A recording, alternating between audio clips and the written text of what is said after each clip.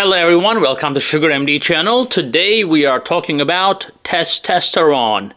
Now we are going to talk about why would your testosterone go low to begin with, or we'll start with actually what's normal testosterone level. Everybody is curious about that. What would be normal for you? And we're going to talk about why does testosterone level go low. We're going to talk about how to naturally raise testosterone levels. We're going to talk about would testosterone therapy help or not. And we will talk about potential side effects if you go on testosterone treatment. I am Dr. Ahmet Ergin. I'm an endocrinologist, and endocrinologist means a hormone specialist. We also deal with diabetes all the time. That's why you're in this channel, and we will get to the bottom of this today. Let's get started. So number one, what is testosterone level that is normal for you? Well, most people look at the reference ranges, right? A reference range, as you can imagine, it says reference range, you refer to it, but it doesn't mean that your level should be in certain part of the reference range. Reference range simply means that 95% of the population, normal population, lives in that range. So when you look at your lab results, you will see anywhere from 250 at the bottom end up to maybe 1,000. I'm talking about the United States measurements. In Europe could be different. Regardless, you will see a bottom end and the upper end. And most men naturally wants to be on the upper end. Hey, I'm a guy, I want to have high testosterone levels, dude. But believe it or not, high testosterone levels has been associated with infidelity, criminal activity, aggression, and all sorts of crazy behavior. So maybe if you don't have very high testosterone level, maybe it's good for you. So anyways, but majority of the men, healthy men, normal men, just like me, would be around 400 to 600 testosterone levels. Now you're wondering, like, what is your testosterone level? Well, actually, last time I checked it, it was like around 580, which puts me right in the ballpark of healthy adult male. Now, of course, everybody wonders, hey, what if my testosterone was 800, 900, 1000? Would I be like much more muscular? And da-da-da-da-da. We'll talk about that. But that's the normal range that you're looking for. And if you are between 400 and 600, you are in a good range. Be happy. Don't dig any further. Now you're going to be asking, hey, what if I have symptoms? What if I'm tired? What if I have no stamina? I can't lift weights. I get tired easily. I have no sex drive. My erection is dead. What do we do about that? Well, I'll tell you right now, the symptoms of testosterone, low testosterone, can be many, and the most clear symptoms are low sex drive. So if you, for example, have erectile dysfunction, but your sex drive is okay, testosterone is not going to help you. If that's the case, that is what it is. So if your testosterone level, let's say, is 200 or 150, and you have erectile dysfunction, and you're wondering if you take testosterone, would your erection improve? Probably not going to happen. And I can tell you by firsthand, because I treat these people. I treat guys who come to me with low testosterone, and I bring them back in 6 weeks and 3 months, and I ask them how their symptoms are improving. None. Very rarely somebody's erectile dysfunction will improve, and that's been shown in studies as well. Now, in terms of low sex drive, this could be low testosterone, but it could be also many other factors. If you're stressed out, if there's too many things going on in your brain, if you do not have a good relationship with your partner or your wife, then that may be the exact reason actually for the low sex drive, but your testosterone may be completely normal. So, and tiredness. And tiredness is a very common symptom. It could be from lack of sleep. It could be from sleep apnea. It could be from obesity, insulin resistance, diabetes, you name it. There's so many things that can cause tiredness. Inflammation, chronic disorders, chronic kidney disease, you name it. So it doesn't have to be testosterone just because you're tired. Now, should you check your levels? Why not? If you're diabetic, you should get your levels checked, especially if you feel like you're having symptoms. But if you're diabetic, you have a good sex life, you have no erection problems, everything looks fine, there is really no need to check it either. So we'll talk about why testosterone levels go low now. Well, I'll tell you right now, there's so many reasons, of course, but this is a diabetes channel, so I'm going to talk to you from your perspective. What could be the reason now? We talk about insulin resistance, we talk about diabetes all the time, and type 2 diabetes has been most commonly associated with low testosterone. Like if you have a type 1 diabetes, for example, you are not overweight, your waist circumference is not large, more than likely you're not going to have testosterone problems. And these people never come to me and complain about their testosterone or low sex drive, etc., unless they're really very old, etc. But normally, type 2 diabetes is associated with low testosterone way more than type 1 diabetes. And when type 1 diabetics get that problem, it's typically related to obesity or increased waist circumference as well. So measure your waist circumference. If you're 40 inches as a man or more than 102 centimeter, you can measure from your belly button all around. If it is more than that, you're definitely a candidate for insulin resistance metabolic syndrome. If you're diabetic, you already have that. Not every type 2 diabetic necessarily have that problem, like increased abdominal circumference, but sometimes they have insulin resistance anyways due to visceral fat, and there are other indicators that your doctors can check for insulin resistance scores, but definitely insulin resistance is the ultimate factor. When you're insulin resistant, your fat cells make inflammatory cytokines, and they basically go to your pituitary and give the signals that you're sick. You don't want to really you don't really need to make testosterone right now. Your body has more important things to worry about. For example, if you go to a hospital and you go check all the young people's testosterone levels, if they are sick, testosterone levels will go down. It's like in a balloon. When the balloon is dying and you're in the air, you gotta throw all the unnecessary things and try to keep it light, right? So that's what body does. Since testosterone is not a vital hormone, that's the first thing that goes down when your body's inflamed, when you're sick. And if you're not sleeping well, and if you are under stress and you're constantly working, you don't have a balanced life, you're not eating right, you're eating all these inflammatory foods, fast food, the stuff that we talk not to do, not to eat all the time.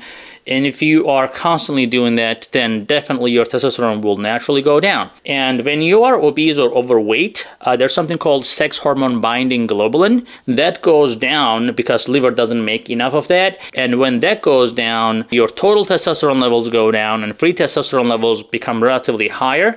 And that gives the full sense to the pituitary gland, which is the master gland, to make less testosterone, because pituitary gland is the manager. So if you give the impression to your pituitary gland that there's a bunch of testosterone around here in the body, because your pituitary gland operates by the levels of free testosterone levels.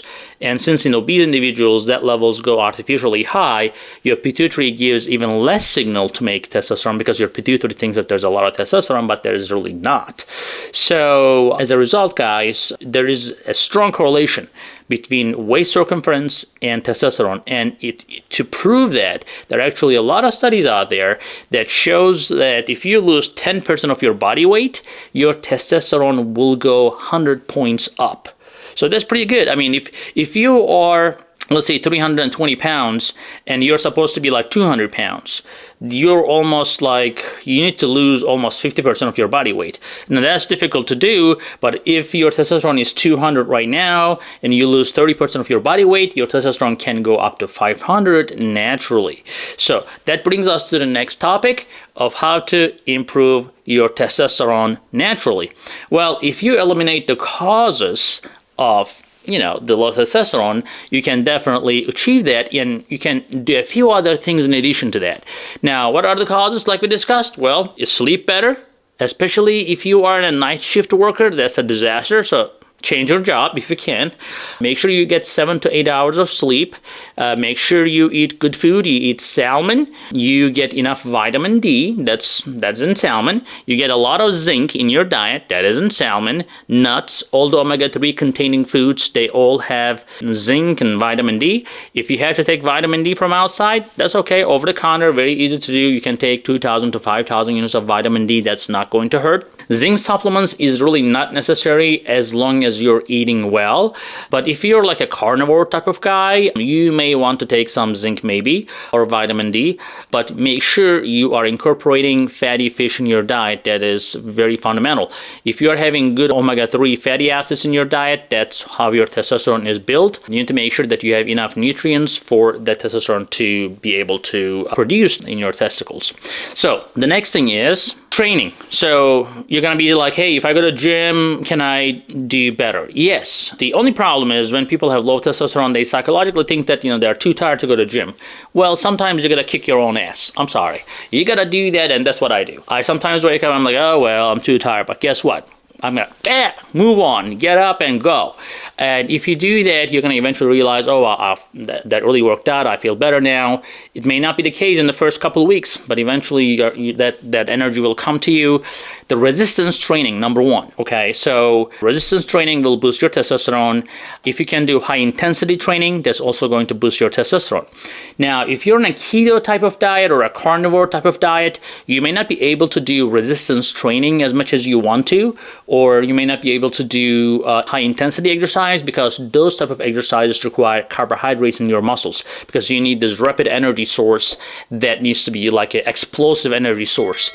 And that's why, if you're going to eat your carbs, your healthy carbs, of course, your fruits, etc., do that right before the resistance training. Or right before your high intensity training. Now, you don't want to jump into high intensity training immediately, especially if you're not a fit guy to begin with. So you need to improve your fitness slowly. So if you're like a 45, 50-year-old guy who potentially have a heart disease already, I don't recommend you go out for a sprint, because you may drop dead. That wouldn't be nice. But we want to make sure that you're building your skill, you're building your fitness, and eventually you're starting to do small durations of high intensity training. And resistance training the same way. You don't want to go lift like 50 pounds for your biceps at first. You start with 5-10 pounds and then you build slowly. And the way to do that is simple. If you're able to comfortably do 8 reps, then you should be able to move on to a little bit higher rep, and you can gradually increase it. It requires time and patience, but you can do it. The next question is, what if you took testosterone to make everything suddenly better? Well, I can tell you it can help, but you have to take testosterone and you have to go work out. If you take testosterone and don't work out, you're going to gain weight. So, if you're taking testosterone, you can, I'm not against it, as long as you don't have any contraindications, which is a discussion between you and your doctor. But if you're taking testosterone, you have to make sure you're doing your resistance training and cardio every day. That's how you get the most benefit from testosterone treatment. Then it can, yes, help you. But as I said, most people just take testosterone and they expect miraculously turn into an Iron Man or something, which is not going to happen. Now, what are the side effects? So, of course, a lot of you also have concerns about testosterone treatment causing problems. It can't. It can. So if you have a high blood pressure to begin with, you have to control that first. And the best way to do that is controlling your weight and your overall health. But if you cannot do that, at least you have to take some blood pressure medication, natural medications or herbal medications or natural medications, whatever you prefer. But at the end of the day, you have to get your blood pressure under control. If your testosterone raises your blood pressure, then you are looking for a heart problem. So we don't want that. You want to control the blood pressure as good as your blood sugar, because people ignore their blood pressure problems, but this is as important or sometimes even more important than blood sugar levels. So if you already have high hematocrit levels or high red blood cells in your blood work, testosterone can drive that even higher. And when you have high red blood cells, that increases your viscosity, but the blood viscosity. And that is a problem too, because that also increases the risk of heart attacks and strokes. So you definitely don't want to raise your hematocrit levels. In short, it's like HCT or hematocrit levels. So you need to keep that level less than 50 if possible. But if it is 55 or more, you definitely should not be taking testosterone. Some people do phlebotomies, but most of the time you have to get to the bottom of this. Most of the time, people with high red blood cells are the people who are smokers, which are already high risk for cardiovascular disease, which puts them even higher risk when they take testosterone and keep their habits.